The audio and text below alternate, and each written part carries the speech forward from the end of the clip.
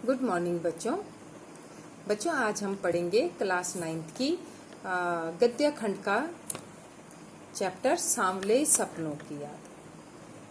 ठीक है, ये एक संस्मरण है जिसके लेखक हैं जाबिर हुसैन। अब संस्मरण क्या होता है?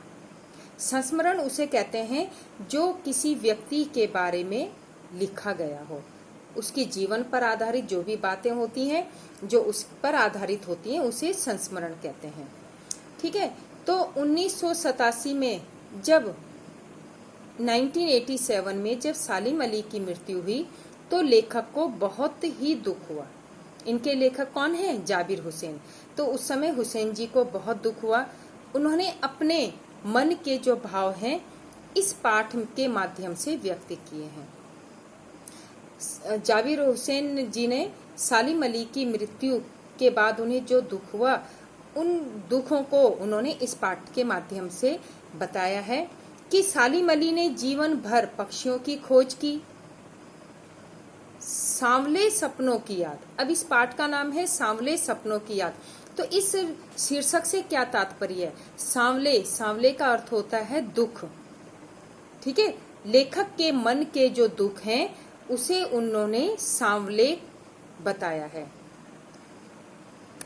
दुख ये वो सपने थे जो सालिम अली पक्षियों के बारे में देखते थे, लेकिन आज उनकी शव यात्रा के साथ ऐसा लग रहा है जैसे सारे सपने जो सालिम अली ने पक्षियों के बारे में जो सपने देखे थे, ऐसा लग रहा है जैसे आज उनकी शव यात्रा के साथ उनके सारे सपने दफन होने जा रहे हैं। इसी दुख को लेखक सांवले सपनों की याद कहता है। उनकी शव यात्रा में बहुत से लोगों की भीड़ थी। ऐसा लग रहा था जैसे जब सालिम अली की शव यात्रा जारी थी तो ऐसा लग रहा था जैसे कोई पक्षी अपने जीवन की यात्रा को समाप्त करके जा रहा हो। उस पक्षी को अपने जीवन की, अगर हम चाहें कि वह पक्षी फिर से जीवित हो जाए, अगर हम उसे अपनी सांस भी देना चाहें तो भी वह जीवित नहीं हो सकता। अर्थात जो एक बार इस दुनिया से चला जाता है और कितनी लाख कोशिश कर ले वह वापस नहीं आता। ठीक है, तो इसी तरह सालिम अली की भी जीवन यात्रा समाप्त हो चुकी थी। सालिम अली का नाम सुनकर, लेखक कहते हैं कि सालिम अली का नाम सुनकर पक्षियों की याद आ जाती है, क्योंकि वे हमेशा पक्षियों के बारे में रिसर्च करते थे, पक्षियों की ढूंढ करते थे, उनकी बोली भाषा को जानने की वो कोशिश करते थे। तो जहां पर भी सालिम अली का नाम आता है तो वहां पर पक्षियों की याद आ जाती है। कैसी? जैसे ठीक अगर हम वृंदावन का नाम लें तो वृंदावन का नाम लेते ही हमारे मन में किसका चित्र उभर जाता है? श्री कृष्ण का। ठीक है, तो हमें वहां वृंदावन से पता चलता है कि श्री कृष्ण ने वहां मटकी फोड़ी थी, गलियों में रास लीला रचाई थी। ठीक है, तो ये सब उनकी जो काम थे जो उन्होंने वृंदावन में रहकर किए थे। तो वृंदावन का नाम सुनते ही श्री कृष्ण का चेहरा सामने आ जाता है। सालिम अली का जीवन यात्राओं में बीता। सालिम अली ने पूरे जीवन कई यात्राएं की, जंगलों में पक्षियों की खोज की, जिससे उनका स्वास्थ्य बिगड़ने लगा था। ठीक है, और उन्हें कैंसर की शिकायत हो गई थी। उनकी पत्नी तहमीना ने उनकी बहुत सेवा की। सालिम अली को बर्ड वॉचर भी कहा जाता है। अब बर्ड वॉचर क्या होते हैं?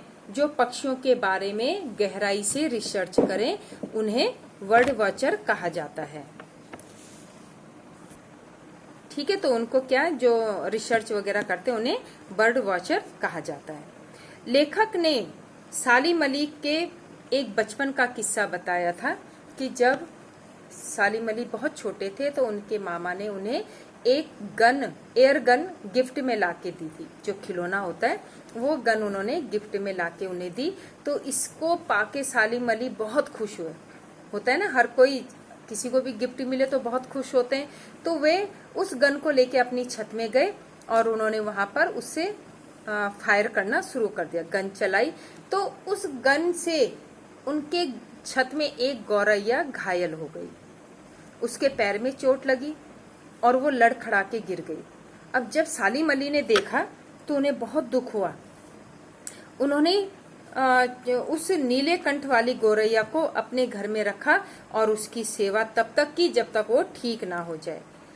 तब से सालिम अली का जो पक्षियों के प्रति नजरिया था, पहले क्या नजरिया था, गुलेल मार देना, पत्थर मार देना, एयर गन से वार कर देना, जो भी था, लेकिन जब उन्होंने उस गौरैया की सेवा की, उसे ठीक किया, तब से उनका पक्षियों के प्रति नजरिया बदल गया था। तब से वे पक्षी प्रेमी बन चुके थे, जो अंतिम समय तक रहे।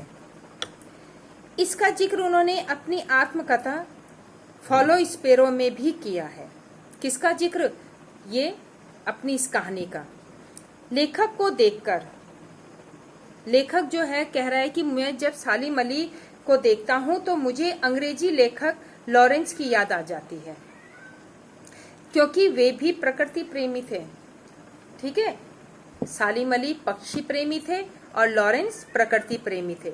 जब लॉरेंस की मृत्यु हुई तो पत्रकारों ने उनकी पत्नी फ्रीडा से लॉरेंस के बारे में पूछा, तो वे बताने के लिए बहुत कुछ बता सकती थी, लेकिन उन्होंने कहा कि आप उनके बारे में मुझसे मत पूछिए, मेरे घर की छत में रहने वाली जो गौरैया है वो शायद मुझसे ज्यादा उनके बारे में आपको बता देगी।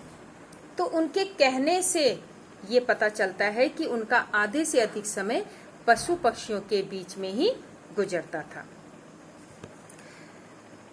अब सालिम अली ने एक बार केरल में साइलेंट वैली को बचाने के लिए चौधरी चरण सिंह, जो हमारे उस समय प्रधानमंत्री थे, वे उनसे मिले और कहा कि अगर रेगिस्तानी तूफानों से साइलेंट वैली को नहीं बचाया गया तो इसका प्रभाव पशु पक्षियों पर पड़ेगा। साइलेंट वैली है जहां से रेगिस्तान की तूफानी हवाएं चलती हैं, उससे क्या है, पक्षियों को नुकसान पहुंचता है। अगर ये ऐसे ही होता रहा तो यहाँ से पशु पक्षी दूर चले जाएंगे और ये जगह वीरान हो जाएगी। तो जब चौधरी चरण सिंह ने उनकी बातें सुनी तो वे भी एक किसान के बेटे हैं, उन्हें पता है हर चीज का। तो उन्होंने जब सालिम अली की बातें सुनी तो उनकी आंखों में आंसू आ गए थे। उन्होंने सालिम अली को आश्वासन दिया कि वे साइलेंट वैली को बचाने की कोशिश करेंगे। आज ये दोनों नहीं है। कौन दोनों? ना चौधरी चरण सिंह है ना सालिम अली है। तो लेखक कह रहा है कि जब आज ये दोनों नहीं है तो आज पक्षियों की मदद कौन करेगा। वो हमसे क्वेश्चन कर रहा है कि पक्षियों के दुख दर्द को समझने वाले व्यक्ति आज इस दुनिया में नहीं है, तो उन पक्षियों की मदद कौन करेगा। तो कहने का आशय ये है कि हम सबको पक्षी प्रेमी और प्रकृति प्रेमी होना चाहिए, तभी हम इन दोनों को बचा सकते हैं। तो बच्चों, ये था सांवले सपनों की याद पाठ का सार। ठीक है, तो अब मैं इसके कुछ क्वेश्चन आंसर दूंगी, तो वो आपने इसको फेयर कॉपी में करना है। Thank you.